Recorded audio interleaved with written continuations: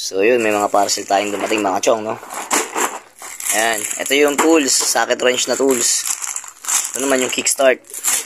Ito, alam ko ano to, ito na yung yung quick throttle na pang Yamaha, no? So yun yung kakabit natin kay King Yani. And ito ay yung clutch lever to na RCB. So meron tayong pagkakabitan nito. Hindi kay King Yani, hindi sa motor natin. May pagbibigyan tayo nito. So ilan mo na mga chong, buksan natin yan sabay-sabay kapag gagamitin na natin or kakabit. Meron nga pala hindi nasama sa video. Ito, yung single shifter natin or tinatawag na half shifter, no? Which is TRC. Napaka-astig, napaka-angas na ito mga chong. Ang ganda ng design. Sobrang sulit. Panalo to. Ayun, no? Angas, di ba? So, kakabit natin yan sabay-sabay pag day off na natin. Or, bala na kung pwedeng unti-untiin, ito assemblein. So, yun, basta, diskarte na lang yan. So, marami tayong sasalpaking yani ngayon, no, nakaraan. Bumili tayong open pipe. Oh, no. Tapos, yung monoshock. Monoshock na Rhizoma. So, color red. So, yun, naikabit na natin yung dalawa na. So, ngayon, may kakabit ulit tayong mga panibago, no? So, unti-unti lang mga chong. Wala naman tayong ginagawa at wala na tayong mapaglibangan na iba kundi yung motor lang natin. So, hindi na taga napunta sa UP kasi nga, yun, trabaho na rin, no? So, Sunday talagang sinusulit yung pahinga, tulog. Pero pupunta-punta pa rin tayo ron. Siyempre, hindi pwedeng hindi tayo pumunta dun. So, yun mga chong. Kabit natin yan. Papakita ko sa inyo. A few moments later. So, ngayon araw guys, yung mga dumating na parcel natin i-unbox na natin, no? Tapos kasi Friday na ngayon, so Saturday bukas ikakabit ko na siya lahat para just in case makakita tayo marilaki, magagamit na natin siya, tsaka matitesting natin. So umpisa natin dito. Ito naman, wala naman to, kumbaga kickstart lang naman to kasi yung gold na kickstart ko bumigay na. So umorder na lang ako kaysa minsan kasi nasusugat na ako pag sinipa ko siya, lumulusot na yung pinakasipaan. So ito ngayon yung binili natin, silver naman, no? Parang chrome plated. Yan, pang Raider 150. So babaklasin natin to kasi i-ready ko na siya para by Saturday pagkatapos ko mag-duty, mga pag-uwi ko ng hapon. So kakabit ko na to. Bali nga pala yung naging issue nung sa akin, eto, natanggal na yung lock niya na ganito. So pag sinipa mo siya to, eto, pag sinipa mo siya gano'n, lumulusot na to, umiikot. So minsan tumatama sa ganito ko. So masakit. Kaya bilihan na lang natin siya kagad, di ba? Mura lang naman to. Wala pang to, 250. Ngayon ito naman yung in-order ko naman na palagay ko sa tools na to, ayan, socket wrench, obvious naman na siya. So buksan natin para pag nag-assemble na tayo ng mga in-order natin, meron tayong magagamit na tools. Kasi nagko-kompleto rin ako ng gamit ko. So ayoko rin ng hiram sa mga kapitbahay. Kasi yun nga, nakakaabala tayo nun minsan. Tapos syempre, mas maganda rin may sarili ka talagang gamit. Yan, okay na to mga chong. Pang motor lang naman, so marami siya. Mabuksan natin.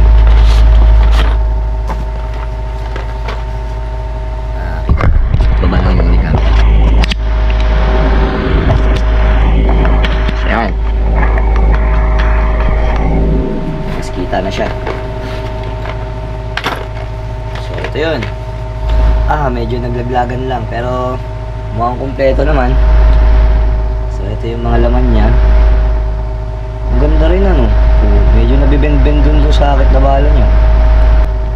So itabi muna natin to.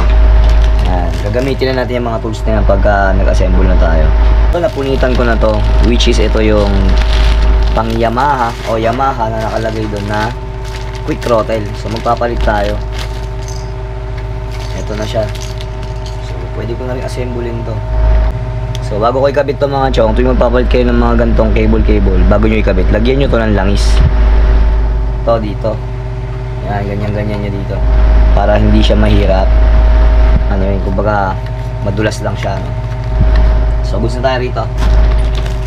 kickstart, madali lang ito ikabit. Forma lang natin dyan. Itong tools, gilid na natin. So ito ngayon yung pinaka main event mga chong. So ito yung pinaka gusto ko sa lahat ng pinaship ko, no. Itong pinakita ko nung nakaraan na half shifter. Pero goods din dahil ang ganda talaga ng design niya mga chong. Kung makikita nyo, ayan o. Tapos ito, meron pa siyang engraved na TRC. Ang ganda ng mga pagkakadesign niya. Tapos ang kapal niya mga chong, ayan, ang kapal Kasi yung gamit ko, imitation lang yon. Nabili ko lang yun 3 years ago. Nabili ko siya 600. So sulit na sulit pa rin. Depende na nga lang sa pyesang ikakabit nyo tsaka sa pag-iingat nyo. Tingnan nyo yung apakan niya mga chong. Ano man tawag dito? Put peg, put rest. So tara, assemble na natin to.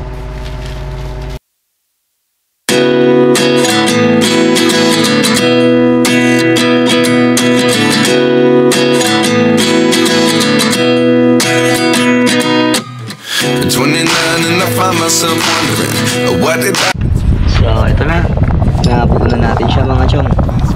Bali dito, hindi ko muna Phoenix to kasi lalagyan ko pa to ng mga grasa tsaka langis or grasa. Ito yung mga pinakaganyan sisiksikan natin ng grasa yan. Tapos itong pinaka pinagturnilyo nitong put peg ba to o put rest, lalagyan natin din yan ng grasa lahat. So para mas tumibay-tibay siya, hindi siya basta-basta pahinain ng mga tubig ulan. Angas niya mga chong, ayun na siya, meron yung forma niya. Ito na yung left side sa cambio, ito yung sa preno. Tapos pag pinaganyan mo siya, so ang ganda rin, panalo mga chong. Ayun, solid. Kapal din talaga niya. Tingnan yung taliri ko. Madumi. So ayun na mga chong, nabuo na natin yung mga dapat natin buuin. Itong tools yan, magagamit na natin to pag nag-assemble na tayo bukas. Ay, tama, bukas ng Sabado pag uwi natin galing workout. So yun, kickstart, then yun. Tapos ito nga pala mga chong, dahil sa iririgalo ko to, itong clutch brake tsaka clutch lever. So siya nang bahala magbukas na ito. Regalo natin to sa isang magandang dilag. So yun, RCB to mga chong, clutch lever. Maganda rin siya. So yun mga chong, dito lang muna rin natapusin. Tapos abangan nyo, pag kinamit na natin ito, papakita ko sa inyo.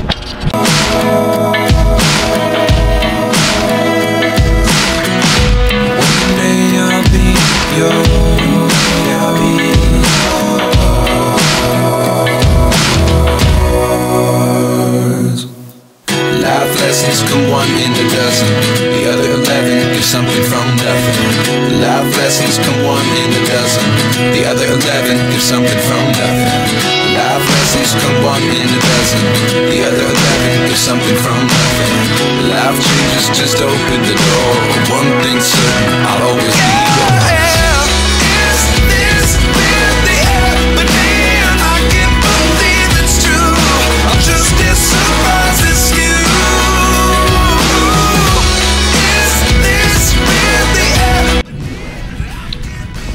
So ngayon naman guys na magpapalit tayo ng quick throttle. So dati siyang Daytona. Ngayon umorder ako sa Shopee, no. Ito ikakabit natin, Yamaha. So mura lang to, nasa 200 plus lang to. So goods din kasi ewan ko lang, mas nagagandaan ako sa kanya. Ayan.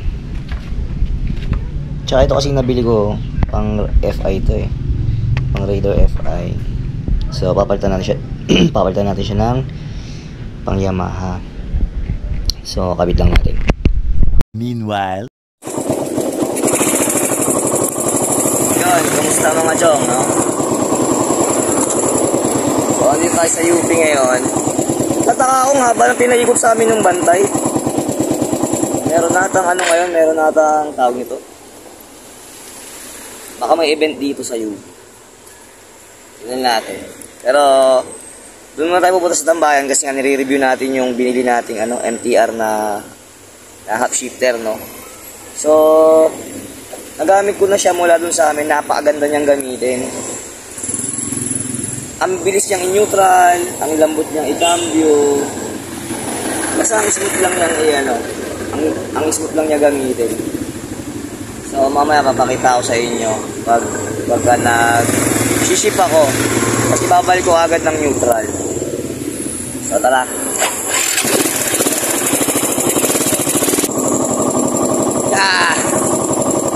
So ayun, dito muna tayo tambay.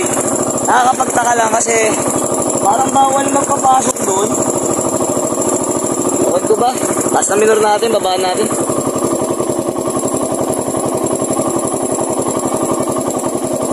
Yan, basta. Parang bawal magpapasok doon, hindi. So dito na tayo, patayin ko muna, kwentuhan na tayo. Understand ko lang mga chong. Papakita ko sa inyo kung gaano siya kagani cambio.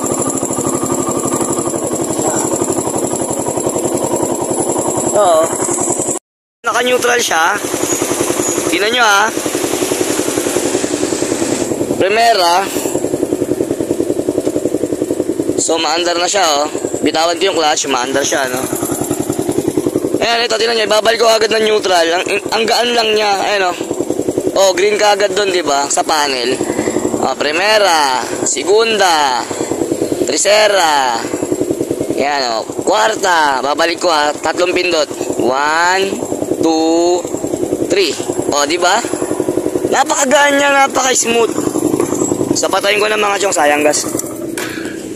So, yun nga pala, no, yung review natin dito sa ano natin, shifter natin na to. Huwag nyo nang pansinin to mga chong kasi nawala yung tornilyo na para dyan talaga. Bali, nilagay ko lang to pansamantala. Pero mahigpit naman siya. Although, konti bumababa siya. So, ang ano ko dito, ang review ko rito ay TRC, napakalambot niyang i-cambio. Sobra, napakadali niyang ibalik. Pag traffic, pitik-pitikin mo lang siya ng konti. Tapos, ibababa mo sa neutral. Sobrang bilis lang, promise. Napakalambot lang niyang pindutin. Ito yung sa kabila niya. Oh. Yan. Wala lang, ang lambot lang niya. So, yung price niya, swak lang dun sa sa performance niya. So, hindi ako nagkamali sa pagpili, no? Thank you. Ang galing, ang ganda ng TRC mga chok. Hindi sponsor to ha. Pero solid siya, tas ang kapal pa. Tingnan nyo kung gaano kakapal, oh. Tingnan nyo yung daliri dyan. Oh, mas mataba pa rin siya, oh. Oh, diba? Solid ito. Halos walang alug to. Ayan oh. Halos walang alug. Ang tigas talaga. So, ayun lang yung review natin mga chong, no? Tapos yung mga kinabit pala natin nun. Tapos na lahat. Ito na yung kickstart. Ano pa ba yung isa? Kickstart, half shifter, tsaka ano? Ano ba yung isa kinabit natin? Ay, ito. Yung quick throttle ng Yamaha. Ayun o. Smooth lang din. So, goods na goods naman gamitin itong mga nabili natin, no? Wala lang, kwento ko lang. Share ko na lang din sa inyo. Total, nandito naman ako sa UP. Jogging pa ako. Tinanghali na nga ako mga chong, eh. So, yun. Overall, yung TRC na half shifter natin.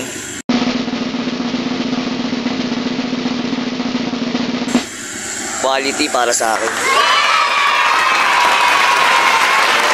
Ito nga pala yung last na binili natin noon, yung nakinabit yung Rhizoma.